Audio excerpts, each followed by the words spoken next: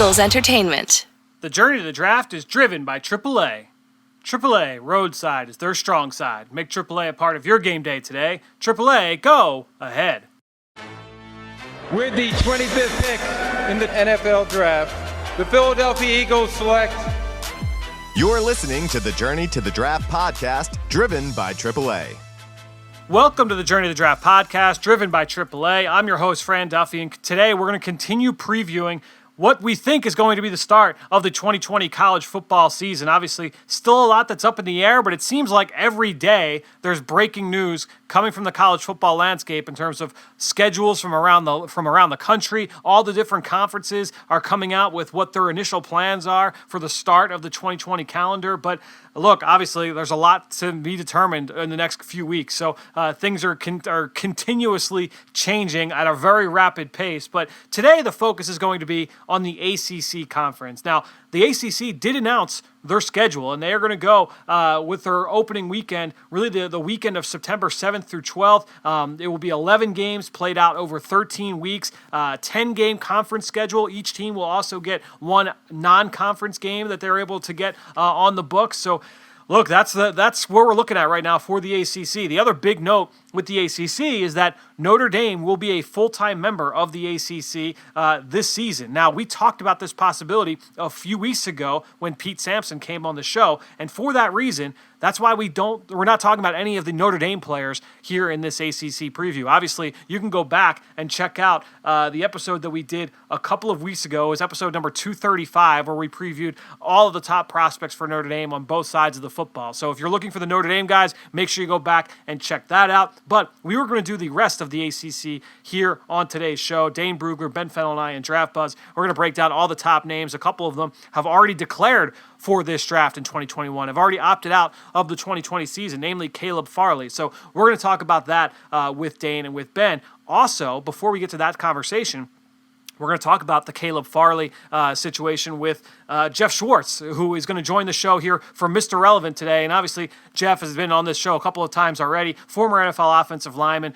previously at The Athletic, still on Sirius XM, ESPN Radio. You can check out his podcast as well. And now Geoff covers the Pac-12, and obviously huge news in the college football world coming out of the Pac-12 this past week, really in the last calendar week, where the players have threatened basically to sit out if a certain amount of demands have not been met, and a lot of the really good stuff there that the players are asking for, and then we'll see what the ramifications of this are long term. But we're going to hit on that with Geoff Schwartz at the very top of the show. It's time now for Mr. Relevant. It's time for Mr. Relevant.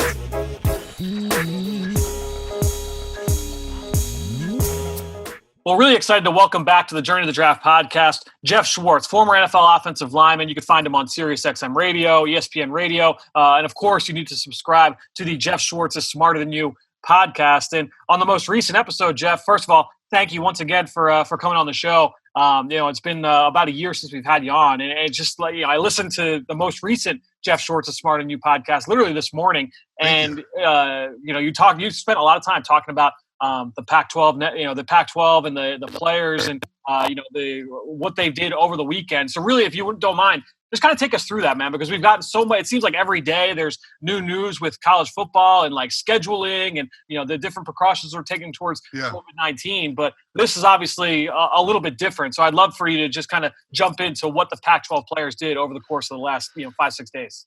Yeah, so they put together a demand letter to the Pac-12 conference. It's a comprehensive demand letter. It took about a month if you read kind of through the process of this happening. And they put a letter together just to basically say, hey, this is our demands. If we don't meet these, we're going to boycott. And there's 4 major parts to the demand. There's a health and safety protections. There's protect all sports. There's end racial injustice in college sports and society, and there's economic freedom and equality. And there's a lot of these that can be addressed right now by the conference and will, right? COVID-19 protections, right? The Pac-12 should have this, and they go to camp August 17th. They're working on this right now. But it's fair to mention, Fran, that a couple Oregon players, player from Stanford have said individual schools have done a good job with this. It's just they want some protections, on the back end of this. And look, the Pac-12 has said, you will not lose your scholarship if you sit out this season. And so they've already addressed some of these concerns. Now the players want the liability waived. I don't think that's going to happen. I mean, I don't think the Pac-12 is going to let players just sue the conference for playing through a pandemic. I mean, it's worth shooting your shot. And then I think the other thing that can happen right now is the end racial injustice in college sports and society.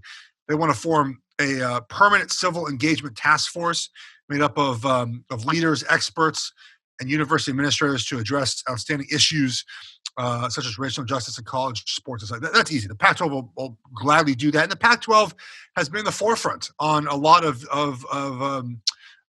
racial injustice issues. They're the most inclusive conference in the country, I would imagine. They have the most minority head coaches as well. They do a good job with this already. They want to form a Black College Athlete Summit. They'll do that. And then 2% of revenue. This is a good idea, by the way. 2% of revenue should be directed by players to support financial aid for low-income Black students, community initiatives, and development programs for college athletes on each campus.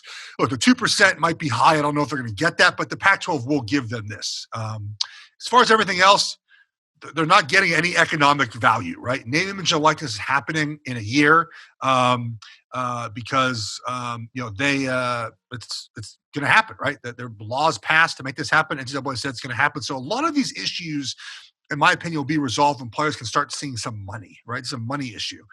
They want to see some of the money that they have earned, the conference and their institution. So we'll see where this goes. I am very doubtful that a lot of players will sit out for this reason. I think players will sit out because of COVID and because of concerns around that. We've already seen one player from Washington State opt out. But I think it's going to be very rare that we see a lot of players, just sit out for this reason. The Pac-12 will talk to them, but I don't see much budging on a lot of these economic issues. It's only in 2 weeks. How are they going to be able to do this in 2 weeks?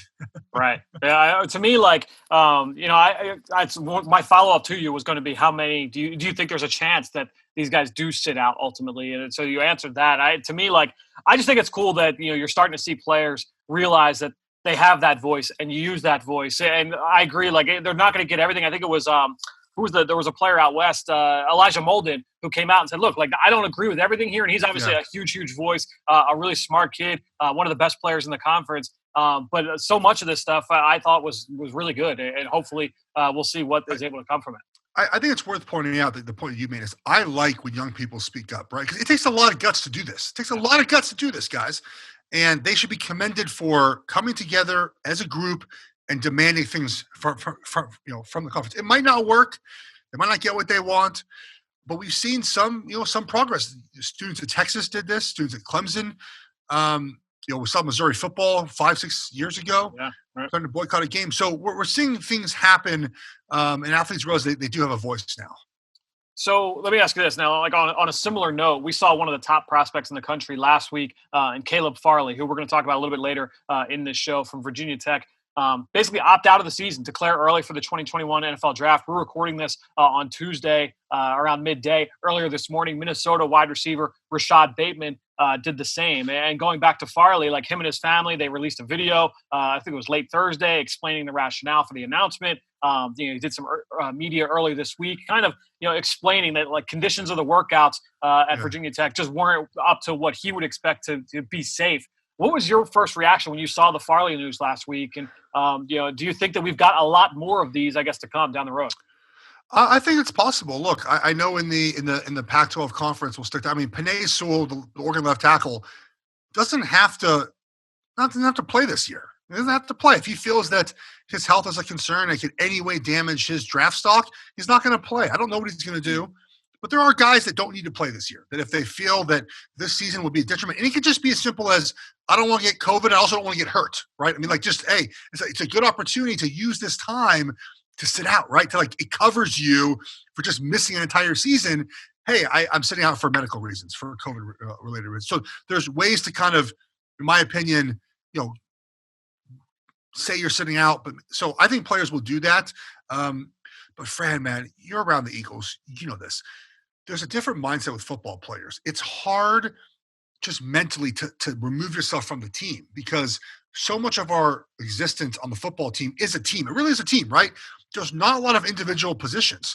The quarterback can't function unless his offensive line blocks for him and his wide receivers get open. I mean, the two positions, in my opinion, that are most individualistic are wide receivers and cornerbacks. That's why we have the most divas in those positions, because they're on an island by themselves most of the time. It's their job to get open, corner's job to stop. But everyone else is a part of something else, and something else. So it's difficult for players to sit out. So I do think we'll see some sit out for COVID. Again, the boycotting, I don't know how we'll set out specifically for that, but I definitely think we're going to see players sit out. Yes. The NCAA has not done a good job of coming up with guidelines for all. There are some guidelines, obviously.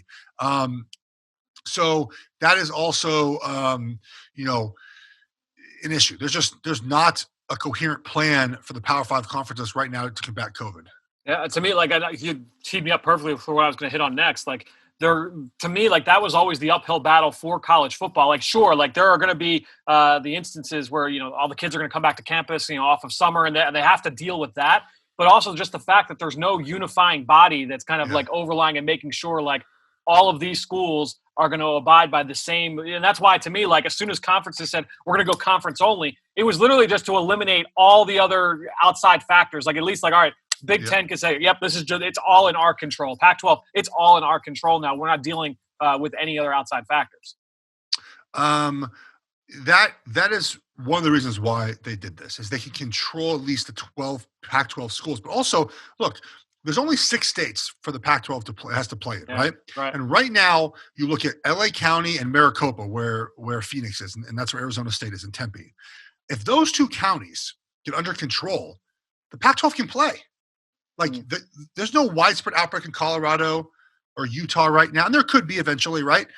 The Bay Area is kind of toned down right now. So LA County, UCLA, USC, Arizona State, not Tucson, and they can go play.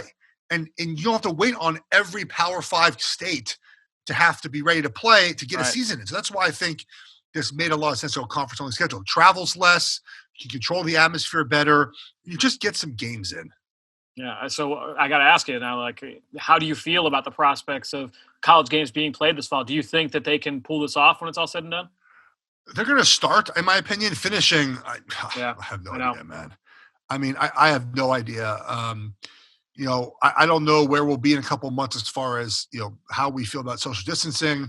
I don't know where we'll be with masks. I mean, look, we've failed, in my opinion, to do a good job as a country with handling this. Obviously, the numbers kind of speak for themselves.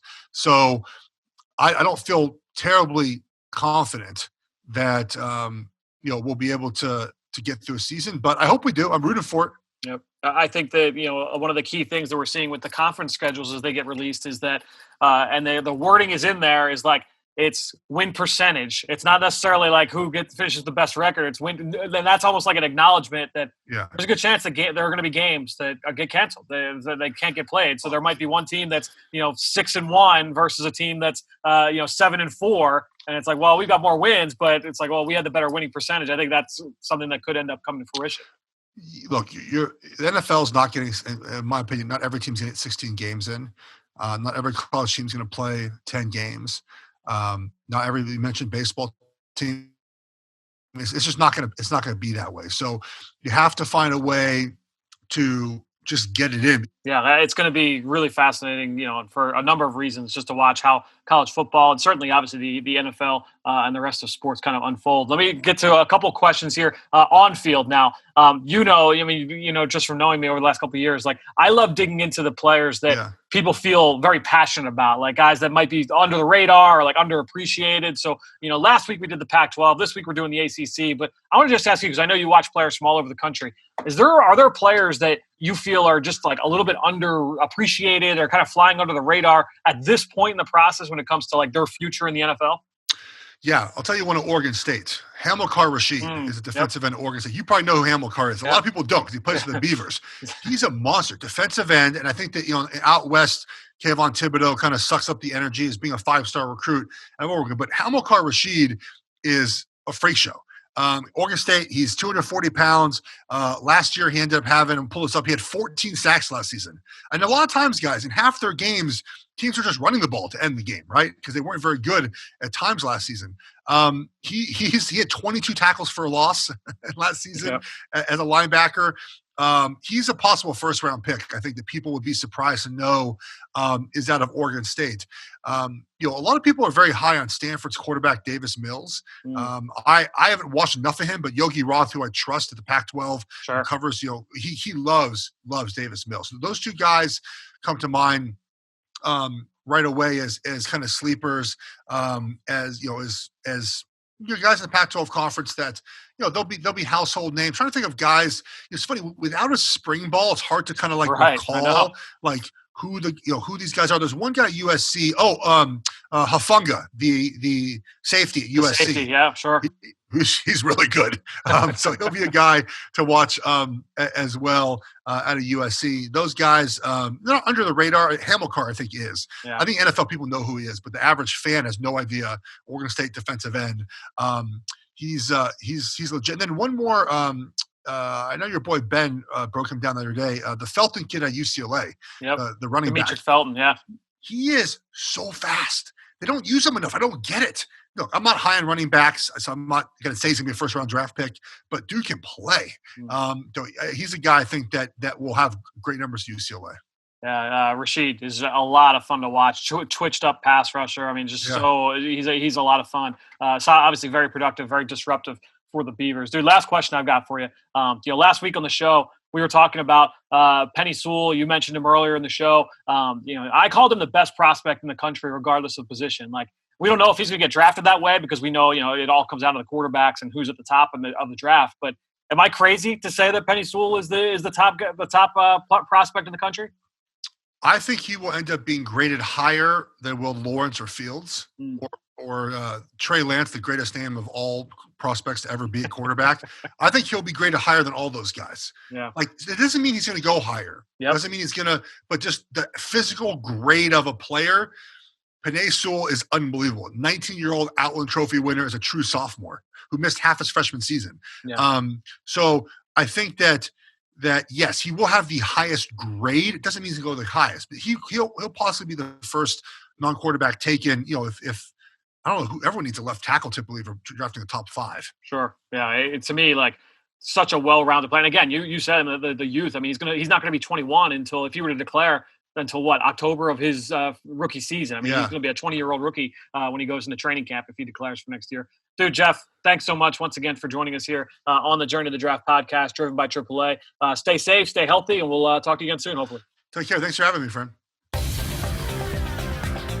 Now it's time for Draft Buzz.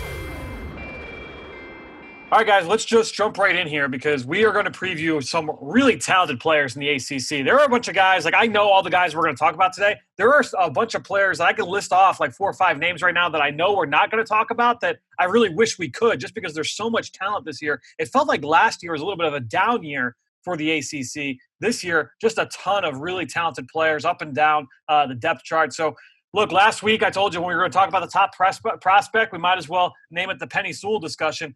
For this one, I think we got to name this the Trevor Lawrence discussion. Obviously, all three of us, acknowledge that Trevor Lawrence, the top overall prospect in the ACC. Ben, I'm going to let you start this one off. Dane started us off last week with Penei Sewell. Take us through Trevor Lawrence, what you saw from him on film, and why you feel he's the best prospect in this conference. Well, we're not going to spend too much time breaking any news here with Trevor Lawrence, who looks like he was built in a quarterback lab in a petri dish. Prototypical size, strength, athleticism, frame at just a shade over 6'5", 220, can make all the throws, and definitely in more of a pro-style scheme. And I think it's more interesting that scheme really isn't that quarterback friendly. It's not, entirely dependent on the run game. It's not, a high volume of play action like maybe Jalen Hurts had at Oklahoma or Tua had at Alabama. I think there's a lot more pressure on the quarterback position in that offense at Clemson, but he can make all the tight windows throws. He's a strong arm. He's got a confident arm as well. So you can't just have that strong arm. You got to be willing to pull the trigger, which you see from Trevor Lawrence time and time again. He's tough. the pocket movements, the athleticism in and out of the pocket. He's a tough kid. He's a leader. He's fiery. He's done everything right, on the field outside of maybe that one loss in his college career coming against LSU in the national championship game. But you have to remember, he won the national championship as a true freshman, knocking off Alabama pretty handily in that game. So he's done a lot right. I saw him twice this past year, and I thought that North Carolina game, Fran, was a very interesting kind of all-encompassing picture of how the early season went for Clemson last year. Because if you remember, he struggled out the gates in 2019. People felt he was pressing just a little bit with all the Heisman buzz, the national championship defense. And I thought he was just putting a little bit too much pressure on himself, to really make those big plays down the field. In that North Carolina game, they really struggled and had to, dog that one out pretty late. So I like seeing the adversity in him as well, and not just being easy cupcake games every week in and out in the ACC. But he's done a lot of good stuff, and you could put on the Ohio State tape last year, or Alabama 2 years ago, done a lot of really good things. So he's a really interesting player. And the one thing to remember, he's a true junior. This is going to be his third year on the field. The two major trends of Dabo Swinney over the last 5, 6, 7 years, they really don't play the transfer game that everybody else in college football plays. And the other thing, he seems to do a great job in getting his players to stay for their senior years. And they did it a couple years ago with that really impressive defensive line with Dexter Lawrence and Christian Wilkins. And he gets a lot of guys to stay for those extra 4th and 5th year. So I'm not entirely confident that it's all set in stone. He's going to come out after his 3rd year. And I think there's just a little bit more case study behind the scenes at Clemson to get players to stay late into their college careers. Yeah, I think that's a great point. I mean, you're talking about a player who, he's 25-1 as a starter in college. He went 52-2 as a starter at the high school level. It knows nothing really but winning, and just seeing how he's going to come back this year off that adversity. We saw him fight through a little bit of adversity in the first half last year where, maybe he was, pressing a little bit, as you talked about. Is there a guy, Dan, I'll kind of come to you with this. Is there a guy from a physical standpoint? Obviously, all prospects are a little bit different when you're making, especially a quarterback, trying to make pro comparisons are very, very tough. But is there a guy that, he kind of reminds you of from a physical standpoint, just watching him play on film? Well, I think he's a more athletic version of Carson Wentz. Someone who a player you guys have watched obviously extensively at the NFL level, and I think is it just the way he can incorporate his movements and then his arm. That's what really sets him apart. Using his athleticism and his arm talent together to use the entire field, to process things quickly, to control his ball speeds, to make things happen. And, I think the words arm talent, that gets thrown, it's a very, popular term right now. It feels like I hear it a lot. And I think it's very broad, but when you see it, you know it. And Trevor Lawrence has outstanding arm talent. It's just his release can be a little bit long at times. His feet aren't always in a perfect set position, but his arm is efficient. It's almost always on time. It doesn't matter what it calls for, the throw. He can make it happen. So Trevor Lawrence, I would love to hear that pitch from Dabo about why he should stay and pass up a likely number 1 overall pick. And because and you guys mentioned it, 25-1, won the national title. This guy's done everything that you want to see at the college level. So, it's just an easy choice for top talent in the conference. Yeah, I think that'll be interesting. Ben, you brought up the point about, the track record that Dabo has had in keeping his own players for that extra year. I kind of think that that'll come into play as we start to see players, more players opt out of the season at the college level. You saw Caleb Farley, who we'll talk about today, talked about it earlier with Geoff, and we've seen even news just this morning of Rashad Bateman, the talented receiver from Minnesota, who's going to opt out of the 2020 season. So I would be surprised if we see a large number of players that decide to do that from Clemson, just knowing that he's got that command and that respect of that locker room. One quick thing before we kind of put Trevor Lawrence to bed, guys.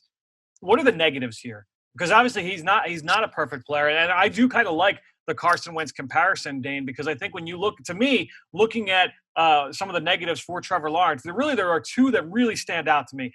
First one, I think his lower body mechanics certainly can be a little bit up and down.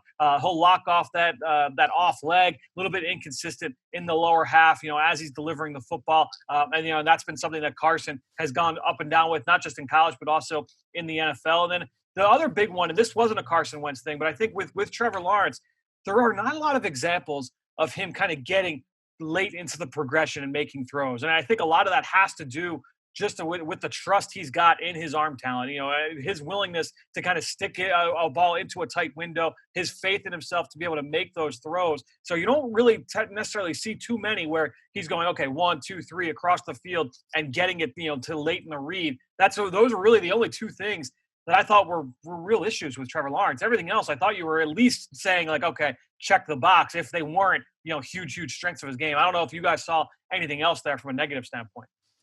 Well, I think just watching his season last year, his season last year was so weird. It was very uneven. He had these roller coaster moments where he peaked, but then the valleys were kind of low. And even you look at it last year, the two best teams that he played, the final 2 games of the year, Ohio State, LSU, he completed only 51.4% of his passes in those games. And in the Ohio State game, it was really his legs that made the difference.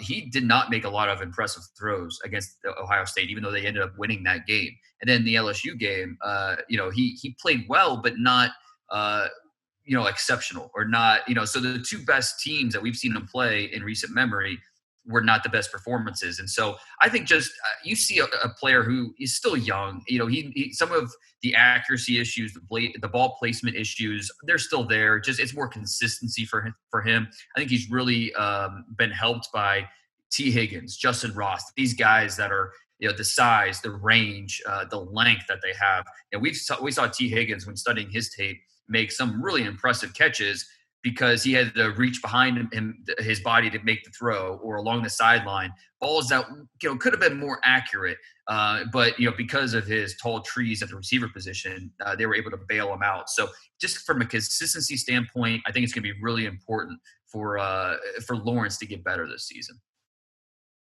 Yeah, I think it's going to be a really interesting year. Hopefully we can see a pretty large sample size from this year. Obviously, a lot that still needs to be determined on that front. All right, guys, let's get to the next category here, and we're going to talk about our top senior on offense in the ACC. Dan, I'll let you kick this one off. Well, Travis Etienne, I think, kind of made it easy for us when he surprised everybody and decided to go back to school for a senior year. And it's kind of a surprise. He's already he's got more rushing yards than any other player in school history. He already has more rushing touchdowns than anybody in ACC history. So everything's there on tape for what he is. And he's been so productive over his career. You talk about a guy who, yards per carry average is something that is really interesting for running backs. If you're over 5, that's pretty good. If you're over 6, that's pretty impressive. You look at Travis Etienne, he's been over 7 for his career. And that was actually last year was 7.8. It's actually declined from a sophomore year because it was 8.1.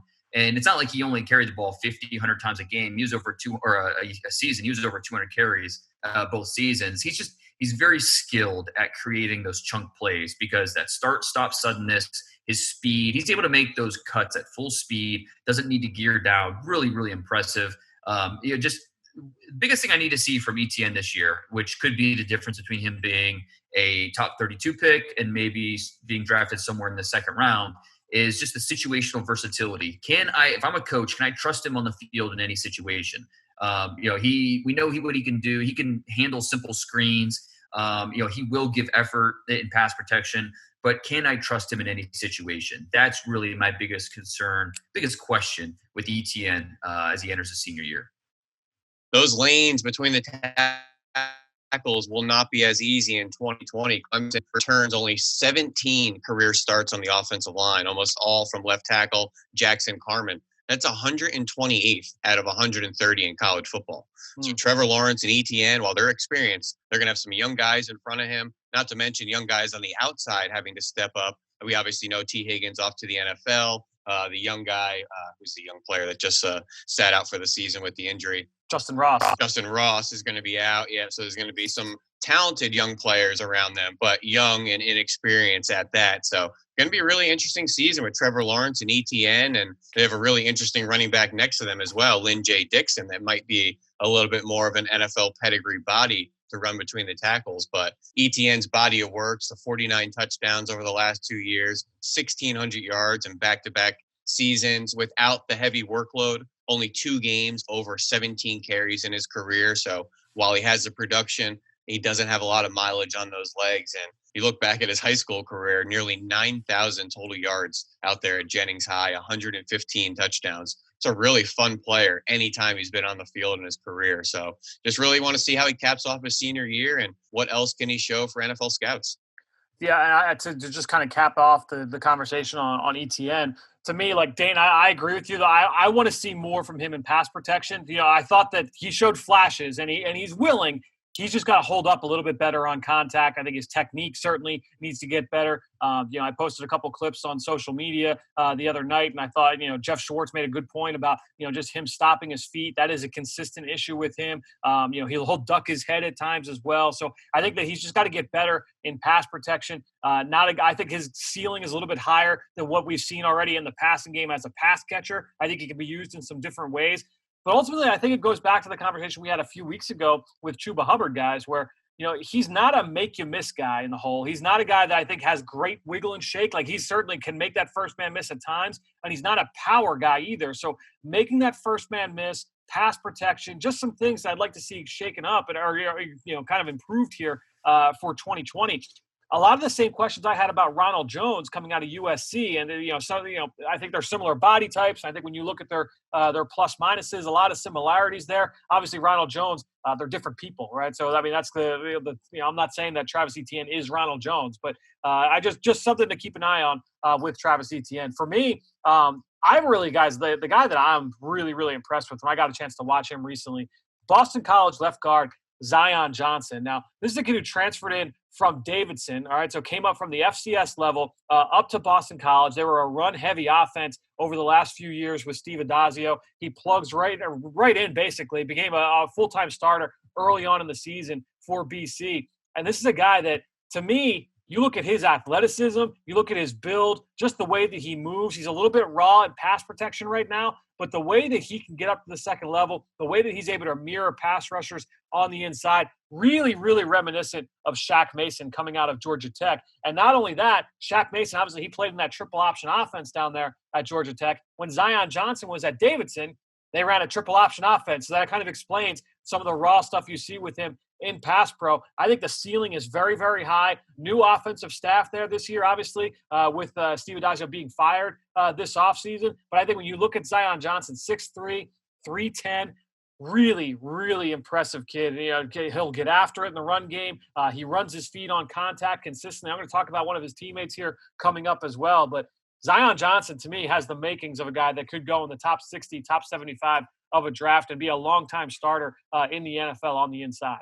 I'm glad you mentioned it, Fran, because he's the only senior guard that I've watched so far that I like more is Trey Smith out of Tennessee. The Johnson, he was my number 2 ranked senior at the position. With some of my concerns, I had him more as like a 4th round guy, but I love that you brought him up because he's definitely a player we'll be talking about more in the next few months. And while they don't have A.J. Dillon in 2020, they have another 240-pound back in David Bailey that ran for nearly 900 yards last year and had to fill in for A.J. Dillon in a couple games and looked like he can do more than carry the workload for a big back like that. So interesting offensive line. Yeah, Ben Petrula is a very experienced right tackle there as a senior who is a freshman All-American at center. And I know you're going to talk about the center in a couple segments here, Fran. Another experienced O-line there at Boston College.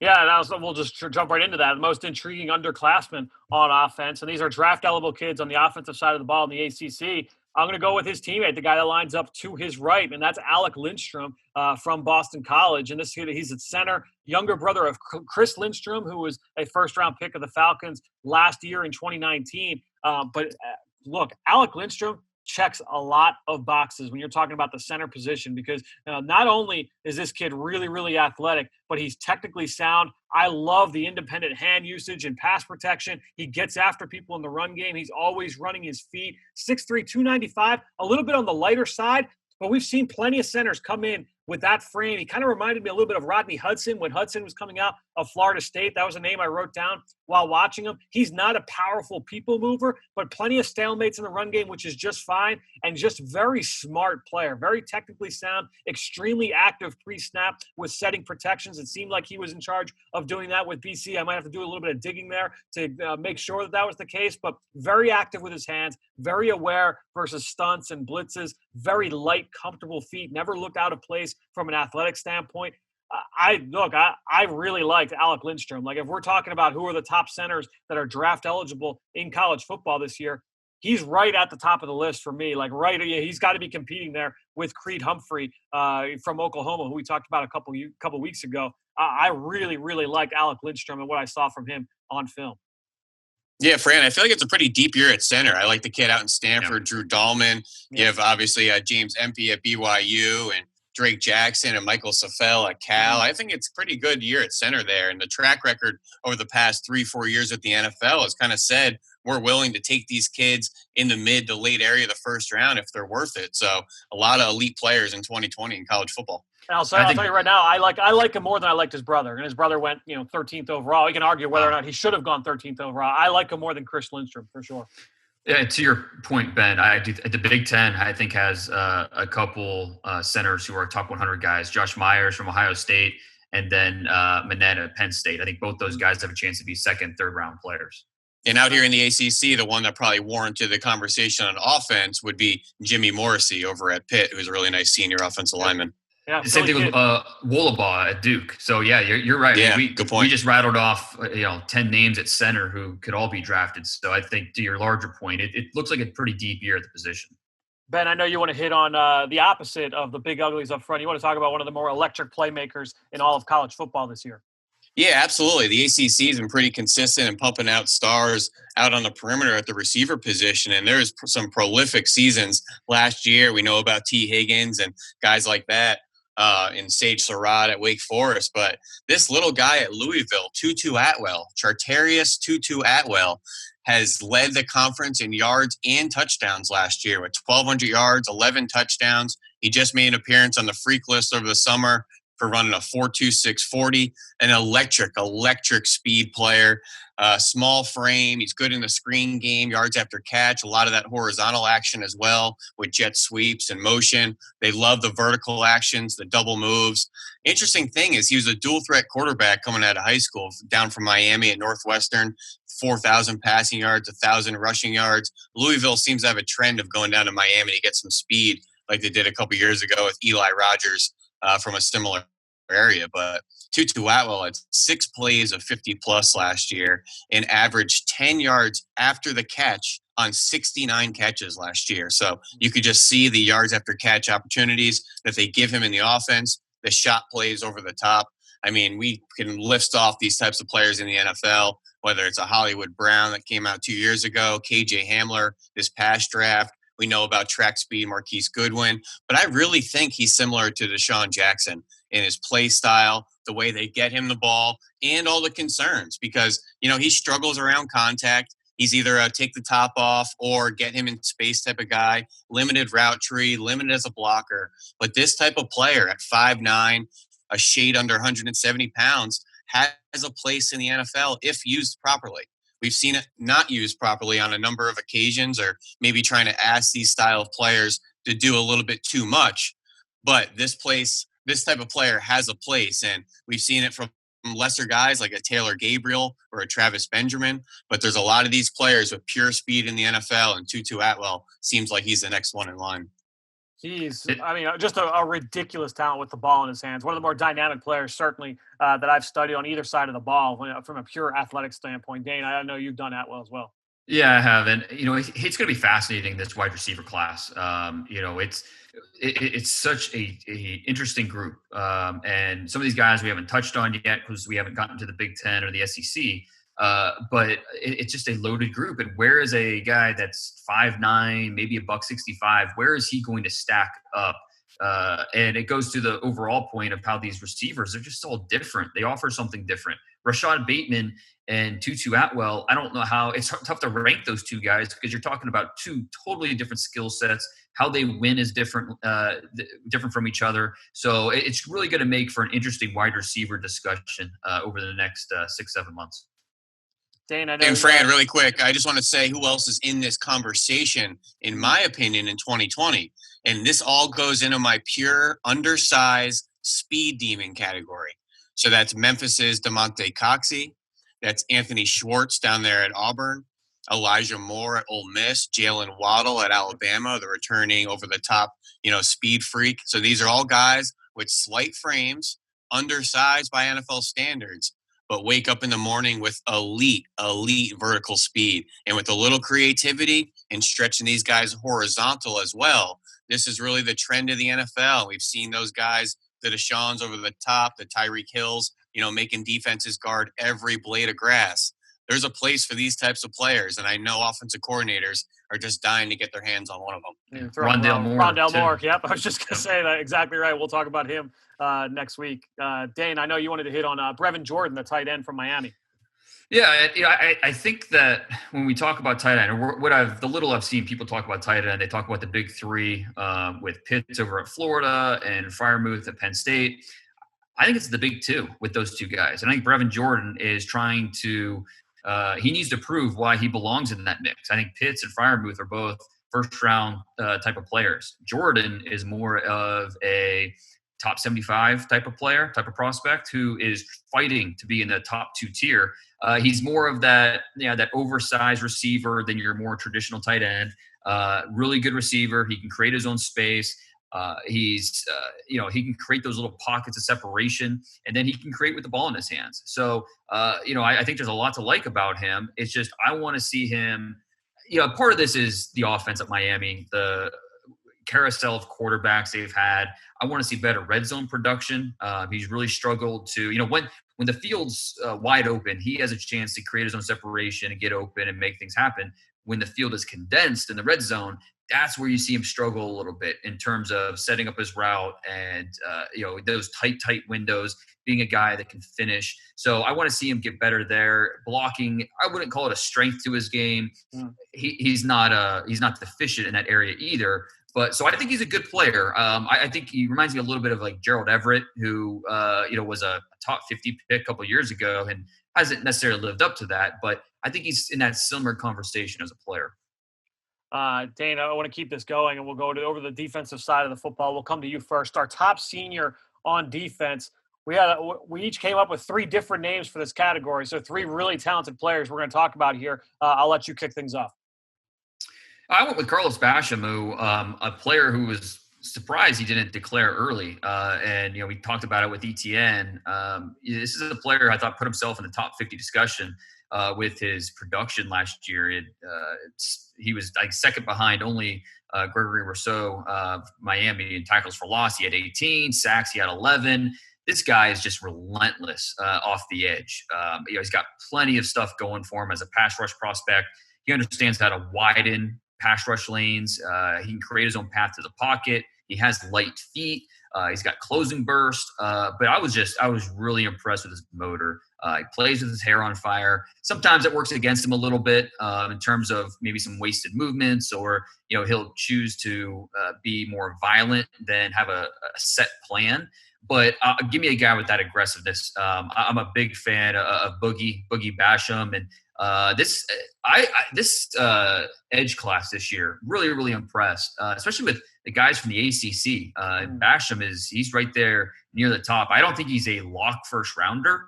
I think he's, like I said, top 50, top 60 is a guy who is trying to prove that he belongs in that first round discussion.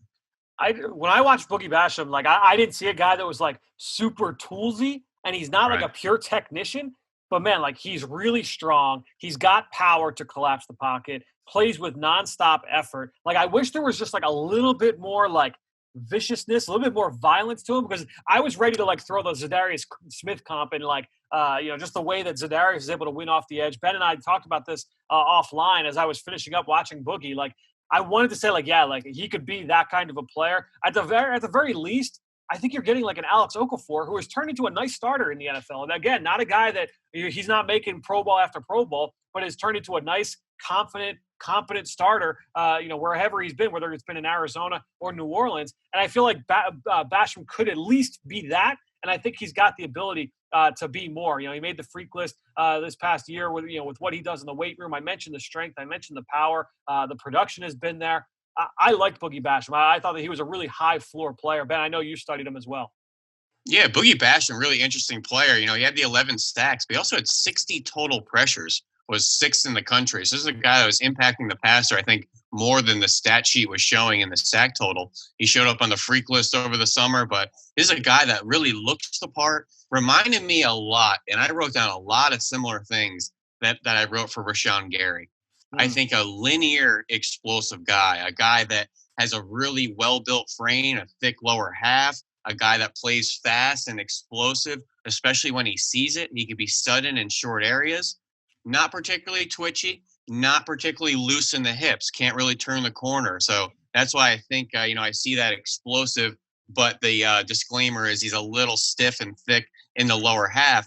And that's really what Rashawn Gary was, who, ran 4.65 at 265, 270 pounds, which is an impressive thing. But, I just want to see him be a little bit looser. I also see like an Emmanuel Ogbah coming out of Oklahoma State, or a Charles Omenihu out of Texas, who's carved out a nice interior role for the Houston Texans. So Carlos Boogie Basham, a really well-built player, but I just want to see really where they envision playing him at the next level if he's loose enough to play out on the edge.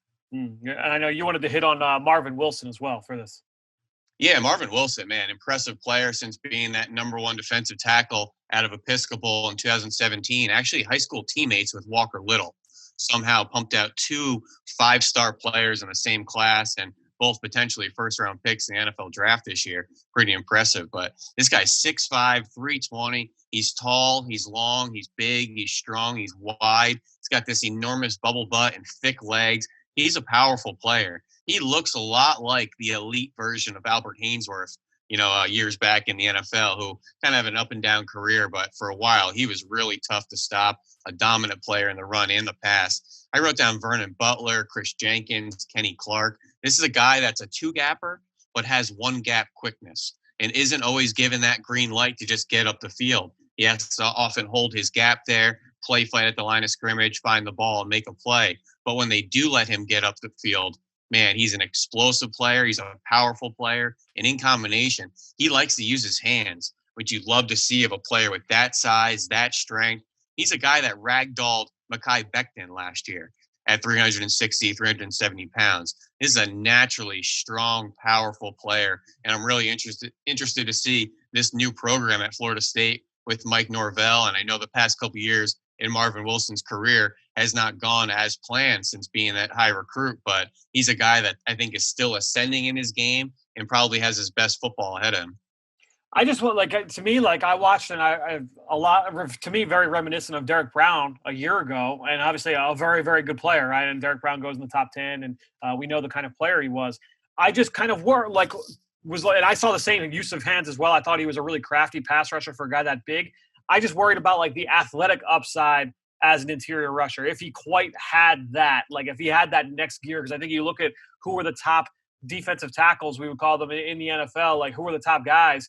Most of those guys have that second gear, that secondary burst to be able to close and make those plays and get that production. I just didn't know if Wilson had that, but I liked everything else about his game. It was and I think that's all fair. He leaves a little bit to be desired on the field. I have a couple plays where he shows some surge, but just kind of dies out and gets to the quarterback. And you put on any Boston College game that he's played in the last 3 years, and this guy gets moved off the spot quite often on those double teams that Boston College likes to implore in that pro style, running game. And he's a guy that is a little bit too naturally gifted and has some poor technique in areas of his game, but he has a lot of things that you can't teach. So I think he's an interesting player. He's still kind of a mold and a developmental player here, but he has a lot to like.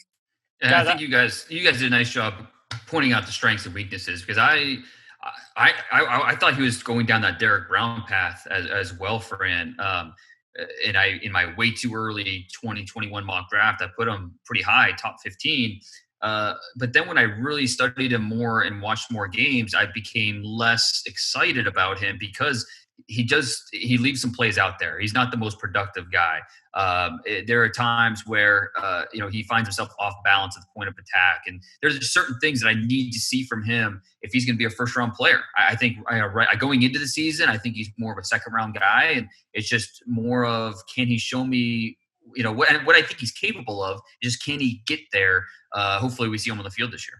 No question. To me, like a really, really fun player to watch. I just worry, again, we talk about like high floor versus high ceiling. Like I think Wilson's got the high floor. How high is that ceiling in terms of, upper echelon defensive lineman in the NFL? I think that's the question. I went actually with his teammate, a guy that, Ben, just shy of a year ago, you first introduced us to Hamza Nasruddin, the safety that some people saw as a potential linebacker in the next level from Florida State.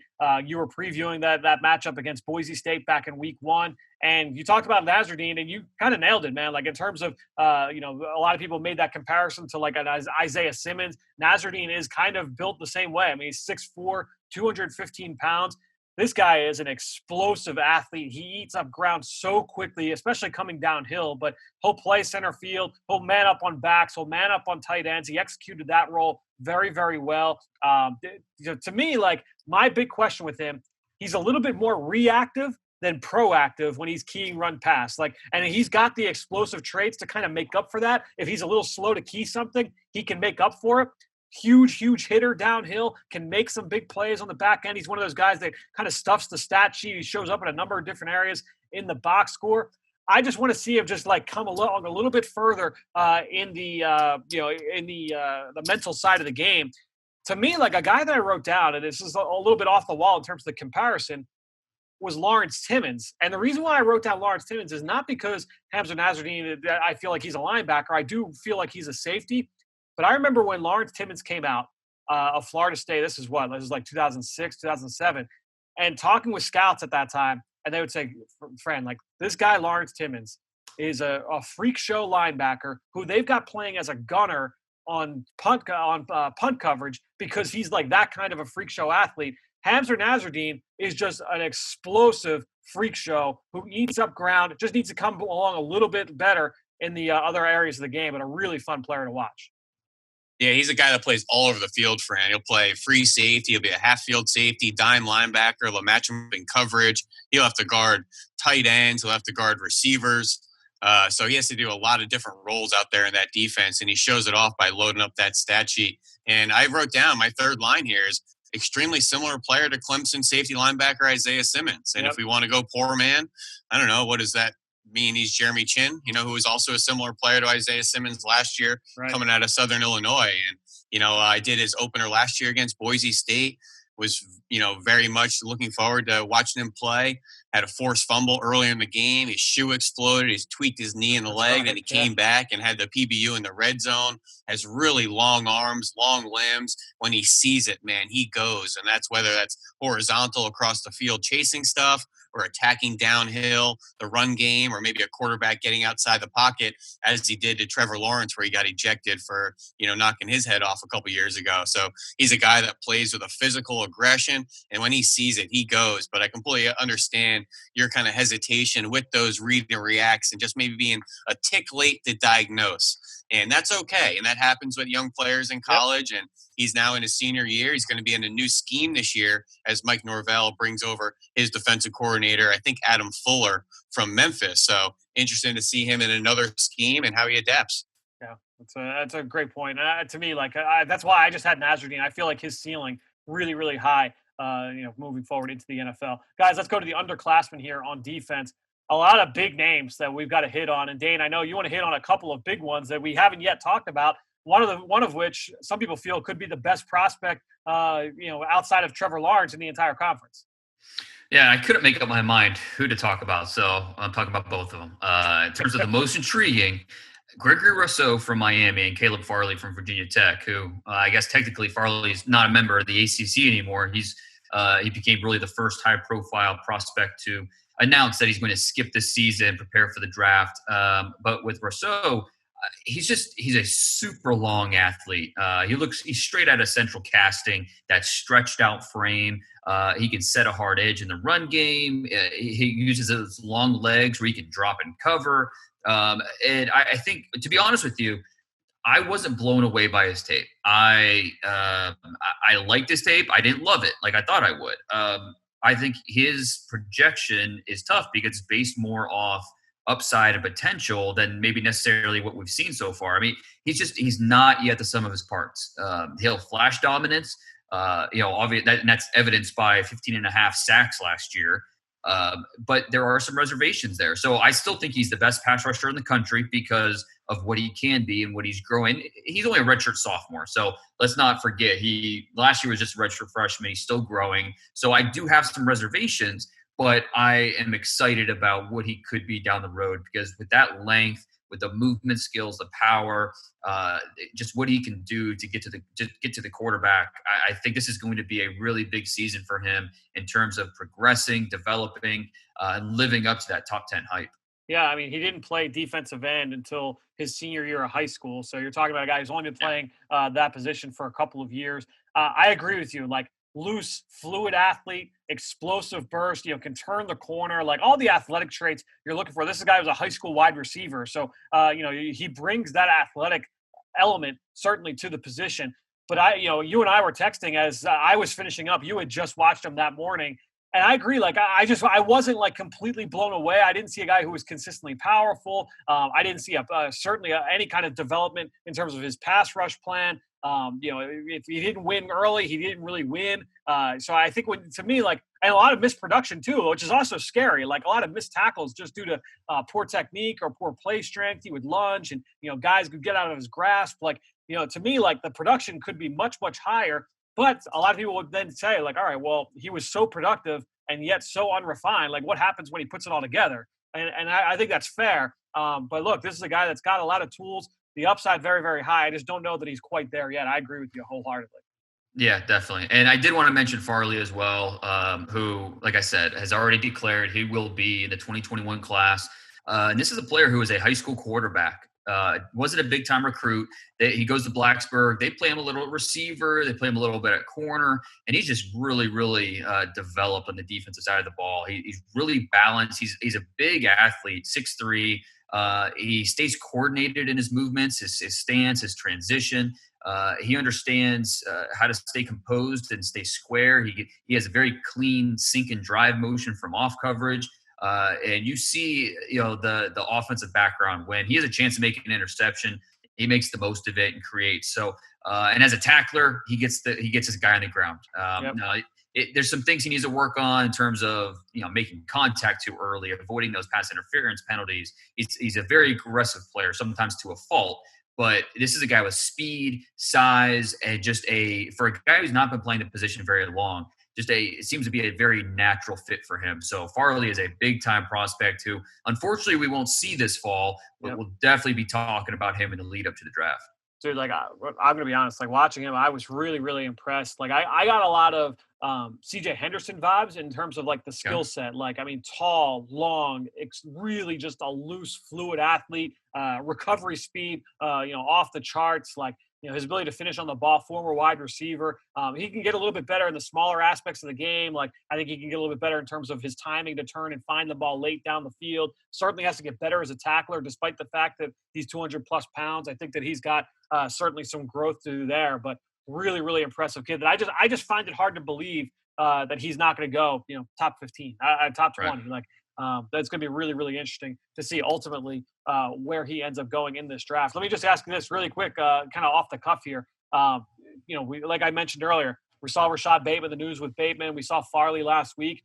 Do you feel like this is just like kind of the tip of the iceberg? Do you think that there's going to be a lot more of these kind of announcements to come with guys deciding to opt out? I mean, obviously so much up in the air in terms of the college season, but before even football kicks off, do you think we'll start to see some more big names decide to kind of take their hat out of the ring?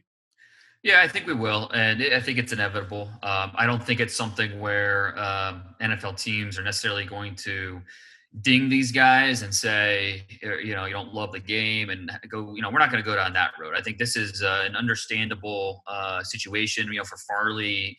He lost his mom, who passed away not too long ago. And, he doesn't want to lose another family member. He doesn't want to go down that road. And that's certainly understandable. It's understandable for anybody making that decision. Yep. So it's tough, and it's going to be a very individual thing. And so some guys are going to not want to leave their teammates. They're going to want to compete for a national title. We'll have one last go at it. And that might be great for someone, but might not be what other people are thinking about. So yeah, I think it is a tip of the iceberg, but I'm not sure how big the iceberg is. I'm not sure how many guys when it's all said and done. Now, if we have, not to go too far down this road, but if we have the season's canceled, or say it's postponed to the spring, then we're going to see, just a lot of these guys decide that, hey, well, instead of playing next spring, I'm just going to prepare for the draft. That's going to be what really opens the floodgates. But right now, I'm sure we'll see a few more big names that maybe we've touched on or maybe we haven't. But yeah, I think it's just the start of it, unfortunately. Yeah, the Caleb Fairley opt-out is kind of interesting. He's probably the best prospect to date outside of maybe Micah Parsons, who just announced a couple days ago. But he's really got an NFL pedigree to play press man. But I see what Dane sees as well. Some of those grabby DPIs occasionally. I see a lot of that in his off-man coverage, which they play a variety of schemes at Virginia Tech, really challenges the defensive backs to be polished in a variety of zone, press man, off-man, things like that. But he looks pretty polished in press man. And I see a lot of that similarity that Fran mentioned with CJ Henderson and the speed, the press man, the ability to run vertically, find the ball, the athleticism, the size as well. He's 6'2", every bit of 6'2". He looks really long at that line of scrimmage. So really interesting player. And the opt-outs are probably going to keep coming for the next week or two. Yeah, to me, Farley is just such a fascinating prospect. There's a bunch of those guys, underclassmen, defensive players in this conference. And one guy I just feel like we would be remiss if we didn't talk about is the defensive tackle from Pitt, Jalen Twyman. This guy's 6'2", 290. Wears number 97, the same number Aaron Donald played with. I don't want to say that he's Aaron Donald, obviously. But to me, one of the things that stood out about Jalen Twyman, and this kind of grew on me the more I watched, because you could see he's got that quick twitch, that ability to get out of his stance and penetrate, get on the other side of the line of scrimmage. He can do that. He times the snap really well. What I liked was the pass rush plan and the ability to kind of read and diagnose blocking schemes, both in the run game and the pass game. This guy was really, really impressive, understanding, hey, look, I'm lined up as a 2-eye technique. This guard has to try and work really hard to get inside to make sure I don't have a beeline to the quarterback. I know that he's going to sell hard inside. I've got the quickness to now put my foot in the ground and work back outside and put this guard in a tough spot. Just like little scenarios like that where not only is he really athletic, but you can tell that he puts in a lot of work and just understanding how the offense is trying to attack him. He's got violent hands. He's got the ability to string together multiple pass rush moves. Saw that a number of times on some of his big plays. Was really productive this past year. 12 TFLs, led the team, 10.5 sacks as a sophomore.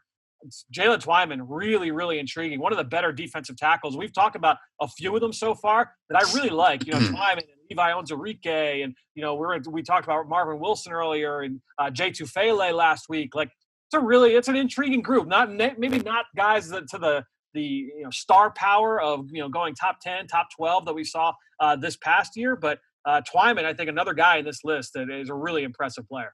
Yeah, Fran, I think it's interesting because what separates Twyman from the other guys you mentioned, like Marvin Wilson and Jay Tufele, is what you initially said, a quick twitch interior defensive lineman. I think that's really what he hangs his hat on, not only getting off the ball, but his ability to counter move, redirect. And the interesting thing at 6'2", 290 is he played about 20 to 25% of his snaps at defensive end.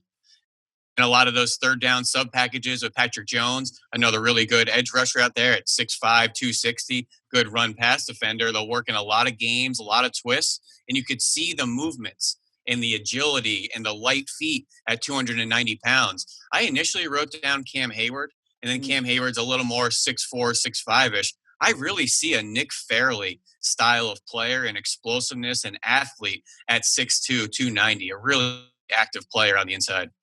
I think, Fran, to your larger point about this defensive tackle class, it's really interesting because we don't have that Derek Brown this year. We don't have Obviously Quinnen Williams wasn't really Quinnen Williams until the season, and he kind of rose up. But Ed Oliver, the guy that went into the season as that top 10 pick, that guy that was going to go somewhere top half of round one, we don't have that this year. But we have a lot of intriguing guys, and Twyman is right there in that mix with all the guys that you mentioned as intriguing. It's just where the draft grade is going to be interesting.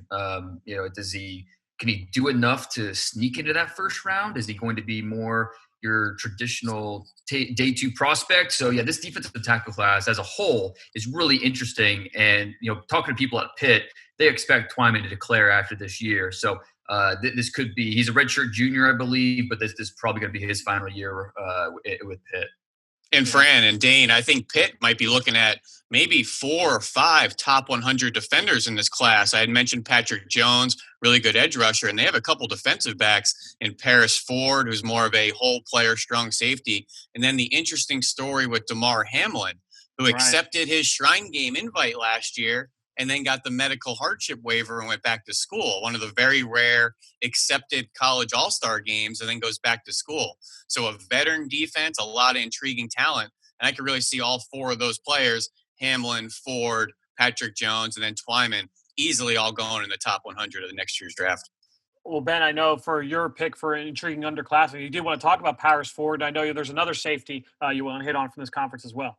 Yeah, it's a deep safety group, and Paris Ford's interesting, but I threw on some tape of Andre Sisco over at Syracuse earlier this week, and man, that was some of the most fun tape I had watching in months. This guy is an absolute playmaker in every sense of the word. He's playing that safety post position for Syracuse. Occasionally will come down and defend the slot as well. He's 6 foot, just a shade over 200 pounds from IMG Academy. ACC Freshman of the Year in 2018. 12 interceptions, 14 PBUs the last 2 seasons. Those 12 picks lead the country by a pretty wide margin there. Showed up on the freak list this past summer, running 4.33, 17 reps at 225. So the speed, the strength. PFF just put out a big board and had him number 31 overall. This guy makes a lot of plays in coverage, but on the other side of it, he takes a lot of risk. He's a bit of a freelancer. Sometimes he takes the cheese a little bit too much and on the play action fakes, or maybe tries to leave his zone or responsibility in hopes of making a great play. And he makes some big plays, wants to bait quarterbacks a lot, but occasionally has some lapses in focus and technique. Allowed 3 touchdowns in that Louisville game. But this guy shows up ready to make plays on defense. In this sub-package college and NFL world, I don't think this guy comes off the field in your base, your nickel, your dime. And I don't know if he's quite a Budda Baker or a Tyrann Mathieu, but he's somewhere in that level of playmaking. And I just want to see him clean up the tackling and the discipline as he heads into his third year, his junior year at Syracuse. I mean, guys, think about the names that we've already talked about just on defense, right? I mean, obviously Trevor Lawrence, Travis Etienne, those guys are going to get the headlines. But, we're talking Marvin Wilson, Carlos Boogie Basham, Greg Rousseau, Caleb Farley, Jalen Twyman, Hamza Nazardine. You mentioned Sisco, how productive he's been. There's a lot of talent on the defensive side of the ball in this ACC conference. And that's not even taking into account the guys for Notre Dame that obviously we talked about a few weeks ago on one of our first conference preview episodes. And to me, just looking, all right, who are some of the guys we haven't even talked about yet? To me, if I should transition to the next category, to me, the biggest sleeper potentially in this conference on either side of the ball is North Carolina linebacker Chaz Surratt. And this is a guy that I studied very early this offseason, 6'3", 230 pounds, really unique story. And that, he was a Gatorade State Player of the Year coming out of high school, was a big-time recruit, 3-time All-State basketball player as well, just a great high school athlete. Goes to North Carolina, starting quarterback his freshman year, leads the team in passing yards, threw 8 touchdowns, 5 more rushing. And then he has that tough year in 2018 where he missed most of the year with suspension and then an injury, only played in 1 game. Then he makes the transition to linebacker last year, and at 6'3", 230, has 115 tackles, 15 tackles behind the line, a pick, 2 pass breakups, and 6.5 sacks. This guy's a great athlete. I mean, not like a good athlete. He's a great athlete, loose, fluid, explosive, really easy in reverse, great range to make plays outside the numbers. I loved his tenacity as a blitzer, really good getting after the quarterback, and you see the upside in coverage as well. I saw a potential 3-down player at the linebacker position, but to me, like a guy that he reminded me of right off the bat was just in terms of his body type and like the way that he moved was Drew Tranquill at Notre Dame. And he was a former safety who made that move down to linebacker, became, I think, a third or fourth round pick of the LA Chargers. And I know he's going to be a key role player for them moving forward. I think Surratt could be a little bit of a rich man's Drew Tranquill. When it's all said and done, I really think that this kid has a lot of ability. I'm really, really excited about his future. Dane, I know that you studied Chad Surratt as well. Yeah, and I think he's a day two player. I think he's a guy that it's easy to get excited about because of the athleticism, which you mentioned. And this senior class, the linebackers as a whole, there's a lot of interesting names. Ohio State's got a few with Baron Browning and Pete Werner, Jabril Cox over at LSU. We'll talk about him coming up here. But Surratt's right there. I mean, he's right there in that conversation to be the first senior linebacker off the board. And part of the appeal is you probably don't have to take him off the field. And because of that athleticism, which you touched on. So yeah, I'm a big fan of Surratt. I think he's a top 100 guy and a player who's getting better. I don't think he's hit a ceiling yet. Like he being a former quarterback, being a guy that made the transition, he's still getting better, which we saw on his junior tape. Ben, I know one guy that you're really high on, the potential to be one of the best players in this conference is the Clemson corner defensive back, DK Kendrick. Tell us more about the converted wide receiver. Yeah, Darian Kendrick, and I love that all three of our sleepers in this category are converted offensive players. So Surratt coming from the quarterback position. Darian Kendrick at Clemson had to switch sides of the ball last spring because of some injuries in the defensive back room. But this was a 5-star, number one player in South Carolina, wide receiver prospect. He was the Gatorade Player of the Year in South Carolina. He played wide receiver as a sophomore, then moved over to quarterback junior and senior season. U.S. Army All-American, all sorts of camps. You go watch him do one-on-ones against pretty much every top corner in college football at some of those summer camp series. Moves positions, and then all of a sudden he has 2 picks, 5 PBUs, second team All-ACC, and he shows up on Phil Steele's list as a third-team All-American. Not ACC, All-American. So he's a very raw player. He played a lot opposite of A.J. Terrell last year. Had kind of a clunky game in that LSU game like a lot of Clemson defenders did. But he's still raw. He's learning the position. He's fast. He's long. He doesn't panic with the ball in the air. Put on the Ohio State tape. He had to battle Austin Mack and Chris Olave and was very competitive all game. He was really chippy. He's, finds the ball down the field. He has some technique issues. His jams are mistimed. His footwork's a mess. It's late at times off the line of scrimmage, but he's such a natural athlete. He has such natural instincts, having been on the offensive side of the ball. He just shows up with a lot of natural gifts. And all the coaches off the field, whether it's Dabo or Brent Venables, talking about this kid in the summer and the offseason, they all just absolutely rave about him. His ability to change positions, be smart. And the one thing we always notice with these position changes, excellent special teams players, because it just lets them be natural athletes, lets them be punt gunners because they're good at releasing. I was just watching UNC this morning and Chaz Surratt running down on punt coverage. Not to mention he had to run with T. Higgins a couple times last year in that detached kind of linebacker role for North Carolina. But Darian Kendrick, very raw, only 1 year at the cornerback position. But I'm really interested to see where he takes his game at the next level and, another year just being more comfortable. He had to play, LSU and Ohio State and some big time teams last year. Sometimes looked good, sometimes didn't. The LSU game really struggled in tackling on the perimeter. Clyde Edwards-Helaire had a couple exciting runs out on the perimeter towards his side, but just really interested to see, where he develops his game. And he's only 19 at this point. I'm glad you talked about him because I was pleasantly surprised when I watched Kendrick. When I do my top 5 corners for the Athletic, I don't know how I'm going to be able to keep him out. I just, I think there's a lot of good corners around the country. When you talk about, we talked about Farley, he's one of them. Sean Wade, Patrick Surtain. But Kendrick, I think he's right there. He's right there in the mix. And Clemson producing another one. These really talented corners. It's just he's a really good player with. You mentioned the transition that he made. Another guy who I think he's yet to play his best football. So I think scouts are really excited, not only what he is now, but what he can be this year and beyond. Two there's so many good corners in the country, Fran. Sorry about that. No, you're good. I thought third-team All-American was a little rich from Phil Steele. There's so many good corners. I think it's a bit of an expectation for his development with another year at the cornerback position. And I think that's really what kind of opened my eyes. I don't always want to cite all these preseason All-American lists, but the fact that he was that highly touted from someone that we respect, that was kind of I don't want to say red flag, but an eye-opener in my opinion. I went right to his tape. Yeah, I asked Tanner Muse this February at the Combine. I said, who's the best guy going back that we're going to be talking about much higher next year? And he told me it's absolutely going to be DK because, he got so much praise this year. He was second-team All-Conference, but he was he had no idea what he was doing. He didn't know the defense as well as the rest of us. Just wait until he's got a full offseason of understanding the defense. He can become a leader in that secondary. He thinks he's going to be a top-flight corner in the NFL. And I thought that was, just good praise there from Tanner Muse. And then one other interesting note too, Ben, you mentioned Gatorade Player of the Year in South Carolina. He went to South Point High School down there in Rock Hill. And that's where that's Jadeveon Clowney. That's Stephon Gilmore.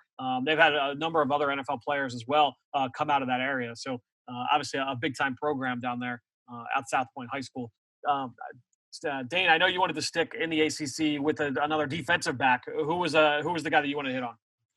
Yeah, and I think there's a good chance that the top senior safety this year is coming from the ACC. If it's not Nasruddin, who we talked about from Florida State, It might be Divine Diablo for Virginia Tech, who, aside from having just an awesome name, this guy he's well built. He's 6'3", 225, former receiver who he played both ways in high school, and then he goes to Virginia Tech, played mostly on offense as a receiver, had a couple catches.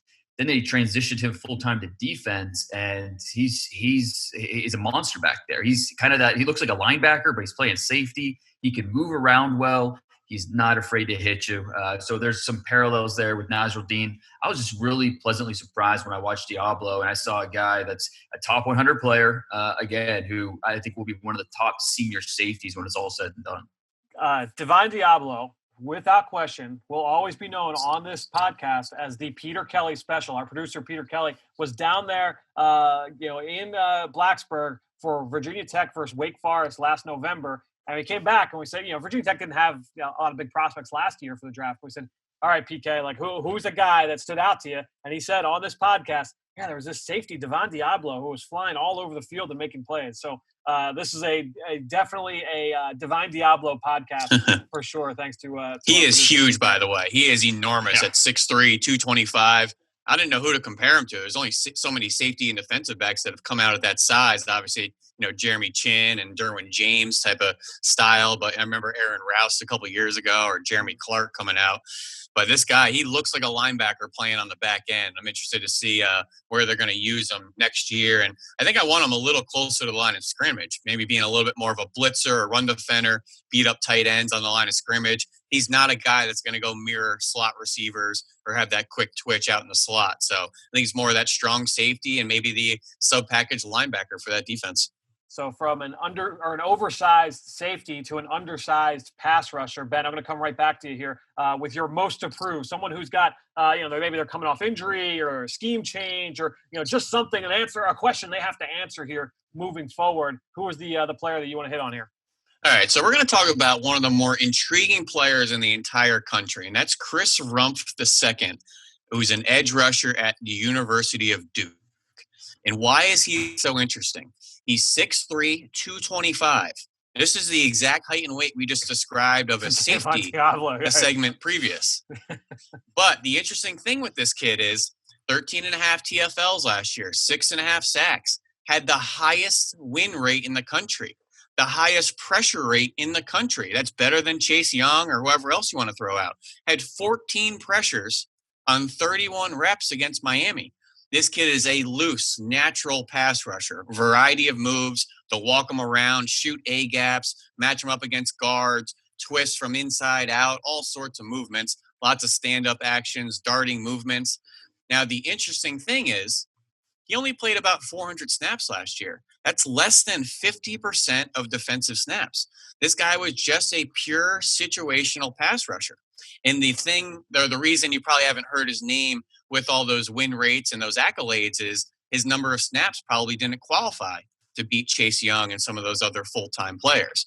This guy through and through has to add weight, get stronger, and find a position on early downs in college football before we can have any sort of projection to the next level. He's lightning fast. He's got the first step, the burst. But unless you can hang on early downs, I really don't know what you are. And another interesting thing is his dad is an outside linebackers coach for the Houston Texans. Previously with University of Texas, Alabama, Clemson, very, very deep history of coaching elite players at that position. So he obviously has the pedigree at home with his dad. Just a very unique player for size, height, weight, but he's producing when he's on the field. He just needs to stay on the field a little bit more. And that's why he's my most approved, because he's an interesting player, just has a lot of red flags and questions about his pedigree. Yeah, he's an interesting player just in terms of the usage too. I mean, they did a good job of kind of, standing him up, moving him around, doing some different things. They've got an interesting defensive line there, period, because the senior there, Victor Dimukije, I'm butchering the last names. I actually haven't looked up. He looks like he'll be a better pro, to be honest with you. He's on the field more. He's a more stout player. It's, again, going back to that kind of Jabari Zuniga, Ja'Kai Polite discussion of the guy who's just all juice and pass rush versus the guy who can play inside, tough, setting the edge against the run, a little bit more of an every down player. Sure. Dane, I know you also wanted to stay along the defensive line for your pick. Yeah, I'd stick with the pass rushers. And we've talked about a few really good ones from the ACC with Rousseau and Rumpf. Joshua Kando from Florida State, he might be the best of the group. That's how high I like this guy. Wow. 6'6", 260, and he's got some twitch to him. He's a loose athlete, very nimble. He's coming off, he missed almost all of last year with a right ankle injury. So he's coming back from that. This was a big time recruit coming out of Baltimore, went to IMG for his senior year, a really highly recruited kid, goes to Florida State, was more of a role player. And then last year was supposed to be his breakout year. And he played well. He watched throwing the Boise State tape, the season opener, and he played well. But then, of course, he was lost for the year. How he comes back, because I think the talent is there. He has first-round talent. How he comes back, how he develops, can he stay on the field? Can he live up to that potential? All these question marks are there with him. But just in terms of pure talent, he's a physical specimen. The athleticism that he brings at that size, the length. I'm a big fan of Kando. I think if the draft were tomorrow, I think he'd be drafted in the second or third round, even though he hasn't really done it yet. But I think he has a ceiling of a first-round player. I think the talent is all there. He's a really good-looking player, Dane. He looks the part. He's long, he's tall, he's thick. Man, just walking around pregame in shorts and a T-shirt, you just know that guy is somebody out there. And that Florida State team's interesting. They only had one player drafted last year. That was Cam Akers. I mean, Florida International had 2 players drafted. And this was the first year they didn't have a defender drafted since 1971. Wow. This was a huge miss year for Florida State. And I see a lot of guys getting drafted this coming May with Marvin Wilson, Asante Samuel Jr., Fran already talked about Hamza Nasruddin. I think Josh Kando has a lot of tools, just needs to put it together. Even Corey Durden is a really nice interior trench player as well. So I could see maybe 4 or 5 guys getting drafted this April, May, whenever the draft is, and really getting Florida State back on track with their new coach this year. Yeah, I like Asante Samuel Jr. It's kind of similar to his dad, honestly, in terms of the way that he's able to read routes and jump throws. He is an intriguing player for sure. Guys, I talked about Chaz Surratt in the last segment, and to me, I had to go with his brother here in this one. Sage Surratt is a wide receiver at Wake Forest, who is also a redshirt junior, 6'3", 215 pounds. And this is a guy who lines up inside, he lines up outside. Really, really productive. Over 1,000 yards receiving, 11 touchdowns last year, 15.2 yards per catch. But he's not an explosive athlete. He's not a quick twitch athlete. He's not like a guy that's going to really wow you in terms of, his movement skills. But he's got automatic hands. He's a pretty savvy route runner. I think he thought he showed a really good understanding of how to attack leverage inside and outside. Showed the ability to kind of execute some subtle push-offs and change up his stride length to just kind of create little slivers of separation. And he used his frame really, really well through the route. I thought that was something that really stood out. He's used to dealing with contact and making big plays through the catch point at 6'3", 215. This guy scored 2,500 points in his career as a basketball player, and that stuff in high school shows up on the football field. I love this guy's ability to make plays with the ball in the air. I wrote down two names, and I think he's kind of somewhere in between both these guys. Jordan Matthews and A.J. Brown. Both guys were second-round picks. Both guys really have made most of their hay in the slot, and I do think Sage Surratt could play outside as well as an X because he's really good at getting off the jam, and I think he can create some separation for himself. But a lot of his best work was done inside. So to me, the biggest thing that he has to be able to prove, number one, he's coming off a shoulder surgery. So he missed the back end of last year after the surgery. Is he going to still be able to, play in the physical game in that standpoint, after that surgery? That's fine. But also, can you win on the outside? I think that's going to be one big question that a lot of people will have about Sage Surratt moving forward to the NFL. That being said, I really liked him. I thought that he could be an impact receiver for an NFL roster, even if it's not as a quote unquote number one guy, a guy that I think will be a starting level receiver in the NFL. I could have gone with a number of receivers for this category. I mean, like Tamari and Terry, from Florida State. I think with that new offense there with Mike Norvell, that his production is going to go even more higher than it was a year ago, where he went over almost 1,200 yards and 9 touchdowns. So many receivers in this conference. Daz Newsome from North Carolina. We talked about Tutu Atwell earlier. It's a really talented group. Fran, else on the side. I want you to put a number. What do you think that Sage Surratt's going to run in the 40-yard dash? Because to me, that's one of the big questions with him is, he's not going to be just the guy that separates at will, but what is that 40-yard dash going to look like? So he needs to break 4.6, obviously. Like that would be like he needs to break 4.6. I think a win for him would be the mid to high 4.5s. And I think that's a realistic number. If you say, okay, 4.55, 4.56, maybe 4.57, like that to me is a win for him. If it is lower, obviously that's going to impact ultimately where he gets taken because the speed is not his game. That's not, but look, I mean, I would have said the same thing about Jordan Matthews, and J-Matt ran like 4.47 or something like that. It blew me away with how he ran in Indy. So, maybe Sage will shock us a little bit there. See, the thing with Sage is I have written down deceptive speed. I don't think he relies on pure speed. He's not a burner, but he kind of uses it with some nuanced ability in getting open. The interesting thing I'm worried about is Jamie Newman off to Georgia, who had a really good rapport last year. The young kid, Sam Hartman's going to come in. You can watch his kind of upbringing on the QB1 show on Netflix. But is QB1 like paying you think? Like they should be. We're endorsing how much you week. mention it. I mean, we got Spencer Rattler to talk pretty soon. Figure out what he did in high school. But Sage, like you mentioned, the pedigree, player of the year in both basketball and football in North Carolina. And his brother Chaz, obviously being a quarterback to linebacker. I don't know what they're feeding these kids growing up, but they're doing something right. No question. All right, let's get to our newcomer on the scene, and there's a bunch of them we could talk about here. Either a transfer or a replacement who's stepping in for a guy now in the NFL. Dane, I'll let you kick this one off. Yeah, and there are two guys I wanted to hit on. I think this Trevor Reed, JUCO transfer coming into Louisville, he's kind of perfect for all the what you're looking for with this category because he's a transfer and he's also stepping in for talk about Becton, Mekhi Becton, who was a first-round pick last year of the Jets. Louisville also replaced both their tackles, and I think Trevor Reed's going to be one of those guys. He was on Bruce Feldman's freak list. He's tall. He's long. He's athletic. He can move really well. Eager to see what he does now at playing big-time college football. And then the other guy I wanted to talk about over at Miami, De'Ara King, who at Houston, he was a spark plug for that offense. He's electric with his legs. He could move around, but he also put it up through the air. Just a really shifty athlete. He's elusive. He could dart around, find those second, third chance throws. And he's tough. He's a strong-willed passer, and so there's things to like about him. But he's tiny. I mean, he is.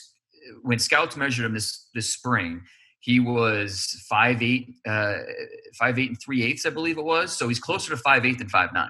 And, you can count on one hand the number of guys that are under 5'10" that are been able to play quarterback in the NFL. And it's really tough for those guys. But more so than just the size, I don't think that he is accurate enough right now, or at least what we saw at Houston.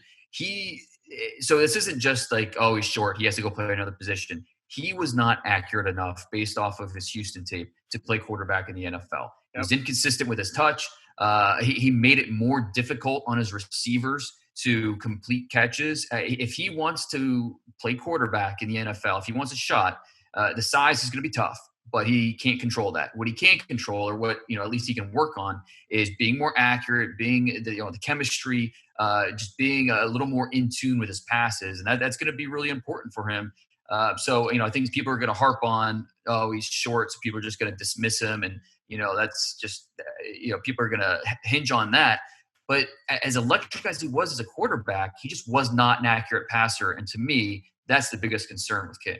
I feel like he is probably on the outside looking in terms of playing quarterback at the next level for that reason, because it's not 100%. Like if he had the arm talent, like the velocity, because I don't think that the arm strength and velocity is quite there either. So you're talking about the lower than you would want accuracy and the lower you'd want arm strength. I mean, it's just not a good combination.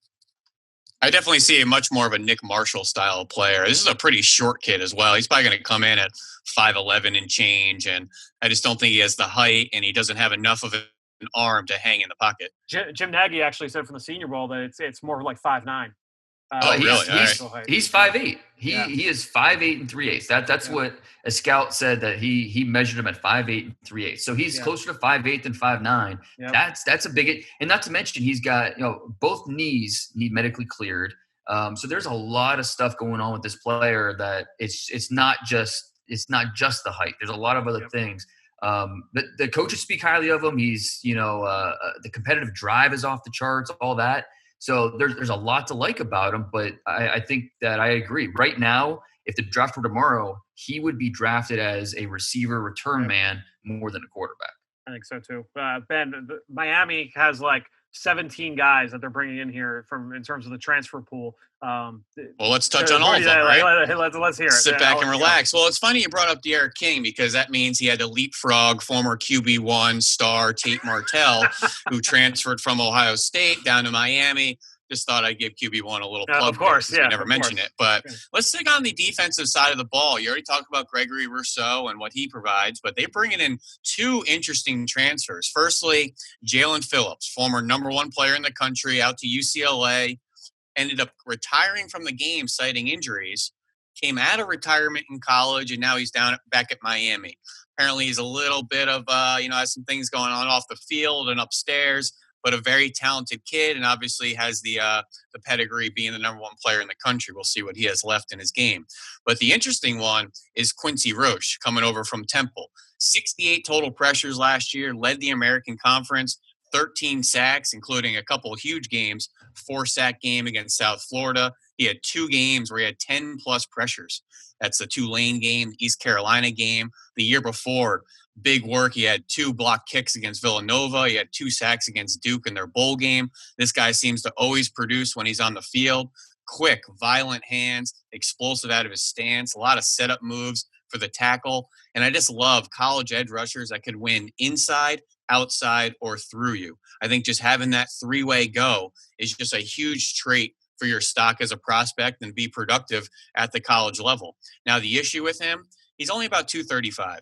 He's a little undersized, probably needs to add some weight, get a little stronger.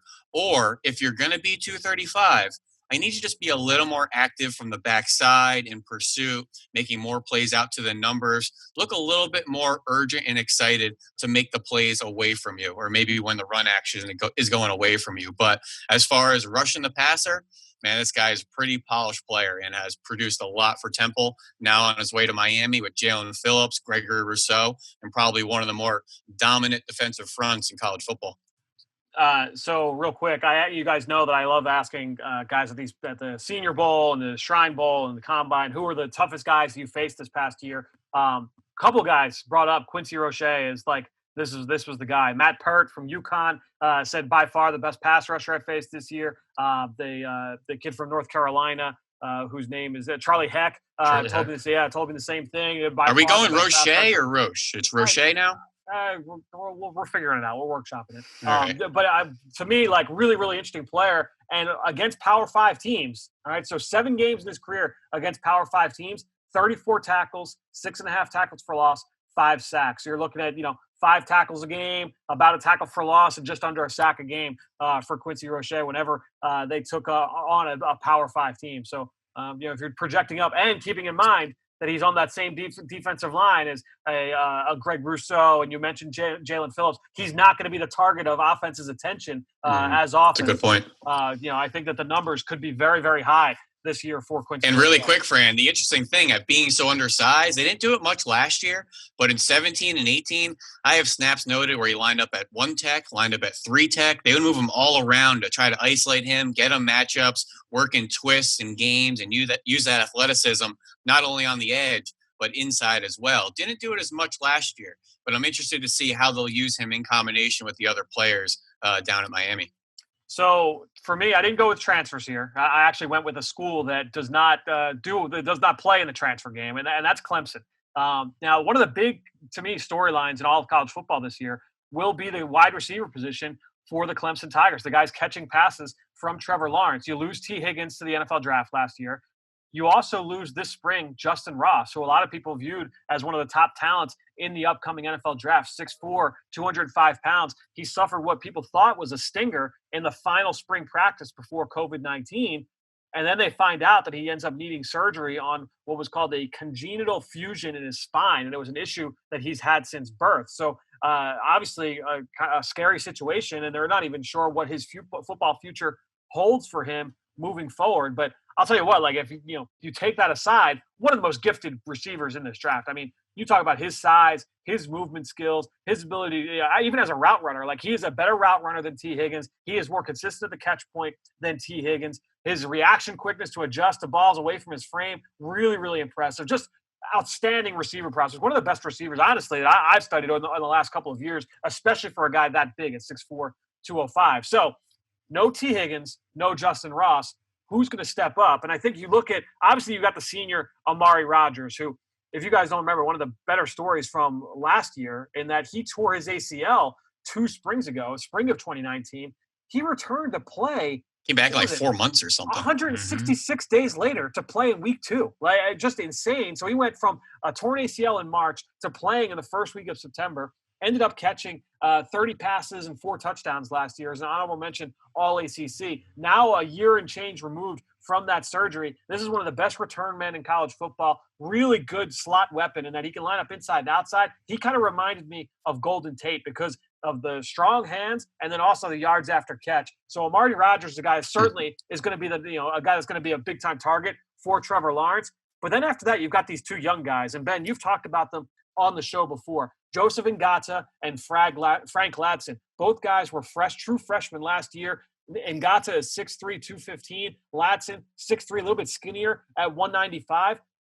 I really liked Ngata, man. I mean, he's got both guys have size and speed that really, really impress you. I think Ladson might be a little bit more impressed or a little bit more explosive, but Ngata had some really good flashes as a route runner. He could track the ball over his shoulder. I'd like to see Ladson get a little bit stronger and just, show that ability to be able to finish at the catch point a little bit better. I thought his route running was a little bit sloppier. He drifted a little bit more than Ngata. Ngata's got ability. Like, I think he could be, it's all said and done down the road, one of the top receivers drafted in whatever draft that he decides to come out in. But you've got those 2 youngsters, and then also don't sleep on a senior that I had gotten some buzz that this kid had kind of showed up this spring as well. Cornell Powell, 6 foot, 210 pounds, really made some strides this spring for the Clemson Tigers before the spring was cut short by COVID-19, had been a backup over the last couple of years. So keep an eye out for Cornell Powell as well with both Justin Ross and T. Higgins out of the picture. See, Fran, I love Amari Rodgers. Why? Because in pregame warmups, I can find him because he's the only one that doesn't seem like he's 6'4", 6'5", right, with arms down to his knees there. He's a little bit more of that short kind of running back body stature in that slot there. I swear they're pumping these kids out with like a clone army or the iRobot where you see them all in like a garage because Ladson, Nada, whether it's Justin Ross, T. Higgins, when these guys are warming up pregame in their wide receiver U T-shirts, they all look like clones. They're all long, tall, fast, loose. It's really fun to watch them in pregame warmups because they're like 4, 5, 6 deep at that receiver position. No question. And Clemson, obviously infamous for being able to put out defensive linemen over the last few years as well. And Dane, I know to wrap things up here, we're going to talk about our future studs. and you want to go to the defensive line with Clemson. By the way, we haven't even talked about Xavier Thomas, the defensive end, who was a 5-star recruit coming from Clemson as well. But you've got one of his teammates you want to hit on. They started to play Xavier Thomas inside last year. Put that guy on the edge. I don't know what they were doing with those odd fronts. Well, it just not to get off point, but it's just interesting that we have talked about Clemson, but how refreshing it is to talk about all the other teams in the ACC. It's this year. It's not just the Clemson carrying the banner for prospects in the ACC. We're seeing Syracuse being mentioned and North Carolina, and so it's really good to see that with some top 100 players. But yeah, I wanted to hitting on a guy that we're going to be talking about here in a few years, Brian Brzee. He's a true freshman coming in, just enrolled, the number one recruit in the nation, according to a lot of services. 6'5", 290. He looks like a beefed up Bosa. Like he understands how to win with his hands, and it's the little I've seen of him. I'm not big in the high school recruiting, but I try to watch some of the bigger name guys just to see where they're headed, and could we see them make an impact? And he was one of the guys I watched, and wow, I mean, he's just beating up on these high school guys. There's going to be a step up for him, obviously, at the FBS level playing the ACC. But I think we're going to see him on the field right away, and he's going to make an impact. So Brzee is definitely a name. We won't be talking about him as a prospect for another 2 years or so, but he's definitely a name to file away. Fran, really quick, I just want to say sometimes I like to do a snapshot of the conferences and to say what's weak or what's strong or deep at certain positions. We might have a dangerous storm here because this ACC is loaded at edge rusher. Veterans, seniors, there's young guys coming up that are going to have some flashes in the fourth quarters. And I'm a little concerned. I don't see a whole lot of offensive line prospects in this conference this year with guys like Mekhi Becton on his way out. Obviously, Boston College has a couple trench players. Virginia Tech has a nice left tackle out there. But these edge rushers might have a huge year feasting on some of these young tackles, particularly like schools like Clemson, which I think their only returning starter is Jackson Carman at left tackle. A lot of young guys in there, and there's a lot of other schools in that same position. So we could be looking at 4, 5, 6 guys maybe with double-digit sacks in this ACC. Be a lot of lookout blocks for ACC offensive linemen for sure as they're turning around as the quarterbacks are getting pummeled. Dane, you brought up a kid that potentially could make a big impact as a true freshman this year. I want to talk about a kid who made an impact as a true freshman last year for that Clemson defensive line, and Tyler Davis. At 6'2", 295, this kid comes in as a 17-year-old and makes it second team All ACC, 51 tackles, 5.5 sacks, 9 tackles for loss. I talked with kids at the Senior Bowl, and Tremaine Ankrum and John Simpson, 2 of the senior offensive linemen, and I said, like, who impressed you on defense last year? 2 of them, both guys, Tyler Davis.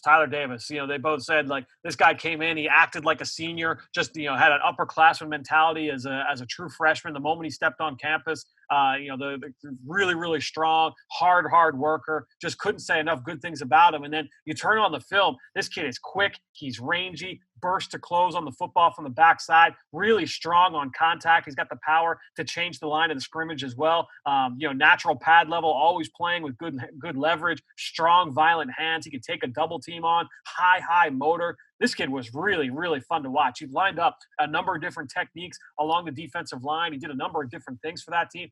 Look, he's not eligible for this coming year, but down the road, we're going to be talking about Tyler Davis as a guy certainly that towards the top of the defensive tackle group, whether that's 2022 or 2023. He's a really, really fun player to watch, Ben. Ben, I know you had a guy that you wanted to hit on as well.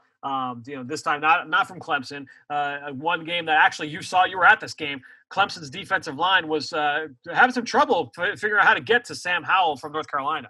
Yeah, absolutely. That Clemson game for North Carolina, they nearly pulled that thing out. They were a 2-point conversion away from knocking off number 1 team in the country, Clemson. But we'd be remiss not to mention some quarterback from last year. And this was really the year of the true freshman quarterback. You had Jaden Daniels, Arizona State, Keaton Steppen at USC, Bo Nix at Auburn, knocking off Oregon early, Hank Bachmeier at Boise, and Ryan Helinski, South Carolina. We had true freshmen stepping in all over the place. But this was Sam Howell's year at North Carolina, a true freshman, and this guy threw the ball all over the yard last year. 28 touchdowns off play action, first in the country.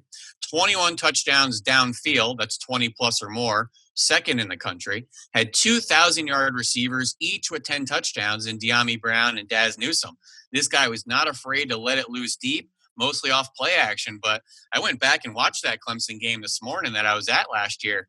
This guy made some big plays late in the game, hanging in the pocket, blitzers breathing down his neck, standing tall, delivering the ball, moving the chains on third down. For a true freshman like that to come in to battle some of the defensive players on Clemson and hang in right to the very end, nearly knocking them off, man, I was blown away. And all these freshmen that took the field last year, or Slovis or Daniels, I'm so excited for the next year to get the cobwebs out, kick out the nerves. They already did a lot of good things. Now let's emerge into that leader. Let's clean up the mistakes, and let's see what you are as a prospect. And there's a good, 8 to 10 true sophomores commanding their teams this year that I'm really excited to see how they develop. Guys, we covered a lot of players in this conference, and we are going to cover a lot of players next week because we're doing the Big Ten. Ben, Dane, thanks again. This has been fun. We'll talk to you guys next week. Thanks, Fran. Now it's time to hear from you, the fans, in the Draft Mailbag. Awesome stuff, as always, from both Ben and Dane. You can follow both those guys on Twitter. Ben is at @BenFennell_NFL, and Dane is at DP Brugler. Now, we're going to wrap this up with Draft Mailbag. Look, we don't have any comments in the queue for the first time in forever. No comments in the queue. No one I can give a shout out. So, look, we're getting ready. We're gearing up for the start of, hopefully, for college football season, right? As we've been talking about throughout the course of the show.